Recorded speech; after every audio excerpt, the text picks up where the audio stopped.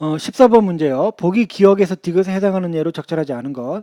가에서 다는 관형절을 아는 문장이고 A에서 C는 안긴 문장인 관형절을 완결된 문장으로 바꾼 것이다. 일단 여기까지 확인해 볼게요.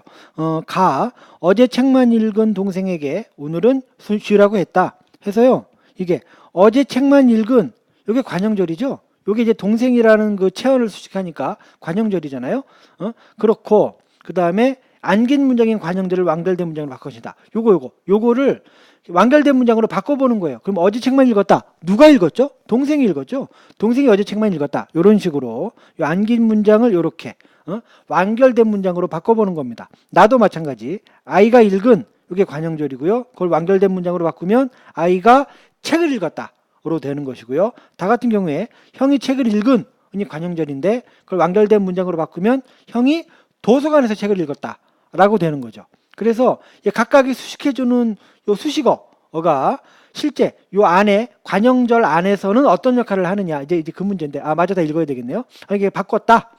A에서 C는 안긴 문장인 관형절을 완결된 문장으로 바꾼 것이다. 이를 보면 가의 동생, 나의 책, 다의 도서관은 완결된 문장 A, B, C에서 각 뒤에 붙는 조사와 함께 각각 주어, 목적어, 부사어로 기능을 하고 있다. 그렇죠? 동생 요게 요 문장 안에서는 주어로, 책은 문장 안에서 목적어로, 도서관은 요 문장 안에서 부사어로 각각 기능을 하고 있잖아요. 그렇게 되는 예가 아닌 걸 골라라. 그런 문제입니다. 자, 1번의 기억. 어제 결혼한 그들에게 나는 미리 선물을 주었다. 여기서 어제 결혼한 이게 관형절이죠. 요 문장이 그러니까 여기서 이제 이게 이제 수직한 요 그들 요게 요 문장 안에서 어떤 역할을 하느냐 그 말입니다. 그들이 어제 결혼했죠. 요게 주어 역할을 한 게 맞죠. 그러니까 제대로 얘를 지금 선정을 해 놓은 거고요. 그 다음에 그 밑에 누나를 많이 닮은 친구를 우리는 오늘도 만났다 했는데요. 여기서 누나를 많이 닮은 이게 관형절이잖아요. 이 친구가 요 안에서 어떤 역할을 하냐 이겁니다. 친구가 누나를 많이 닮았죠. 주어 역할을 하죠. 그러니까 제대로 된 예가 되는 것이죠. 그렇게 찾아내는 겁니다. 2번 역시 이제 그 주어 역할이 되느냐를 이제 찾아보면 되는데 나무로 된 탁자에 동생이 낙서를 하고 있다. 나무로 된이 관형절이네요. 탁자가 나무로 된 거죠. 주어 역할을 한 게 맞고요. 그 다음에 그들은 시대에 뒤떨어진 생각을 여전히 하고 있다. 시대에 뒤떨어진 생각인데 생각이 시대에 뒤떨어졌죠. 요 관형절 안에서 주어 역할을 제대로 하고 있어요. 올바른 예가 됩니다. 그래서 다 이제 맞는 선지가 되고요. 3번 니은이니까 이번에는 목적어 역할을 하면은 이제 맞는 선지가 되는 거죠. 두 사람이 어제 헤어진 공원이 지금 공사 중입니다. 여기서 두 사람이 어제 헤어진 이게 관형절이잖아요. 공원이 요 문장 안에서 어떤 역할을 하냐 그 말입니다. 두 사람이 어제 공원에서 헤어진 거죠. 그러니까 이 공원이 요 관형절 그 문장 안에서 목적어 역할이 아니고 부사어 역할을 하고 있었네요.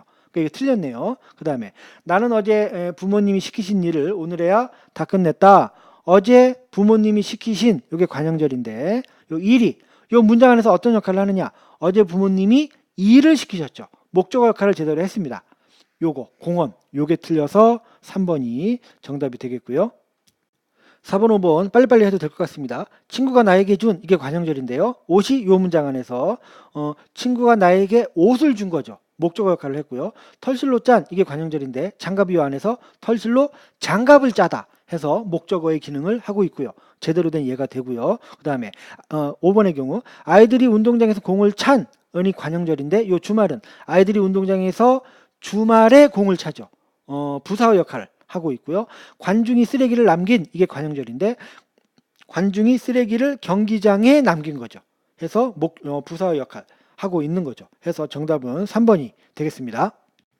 15번 문제요. 보기 기억에 해당하는 예로 적절한 것은 합성어는 어근과 어근이 결합하여 형성되는데 어근들의 결합 방식에 따라 다음과 같이 둘로 나눌 수 있다. 통사적 합성어. 어근들의 결합 방식이 일반적인 문장 구성 방식과 같은 합성어. 비통사적 합성어. 어근들의 결합 방식이 일반적인 문장 구성 방식과 다른 합성어. 알고 있는 내용이어야 합니다. 제가 지금 조금 스피디하게 읽었는데 여러분들도 실제 이 문제 나오면 후딱후딱 읽어서 그냥 바로 풀어야 되는 문제입니다. 결국 여기 나와 있는 5개 중에 비통사적 합성어를 찾아라. 그런 문제잖아요. 어떤 겁니까? 1번이죠. 뛰어노는 해서 어간 어미 이렇게 이제 해야 통사적 합성어인데 요 어미 하나를 빼버렸잖아요. 그래서 어간 플러스 바로 어간 이렇게 결합하는 방식은 우리의 일반적인 문장 구성 방식과 다른 거죠. 그래서 이게 비동사적 합성어로서 정답이 되고요. 나머지는 전부 다 몰라 보다, 타고나다, 지난달, 굳은 살 전부 다 일반적인 문장 구성 방식을 취하고 있습니다. 정답은 1번이라는 거. 예, 그렇습니다.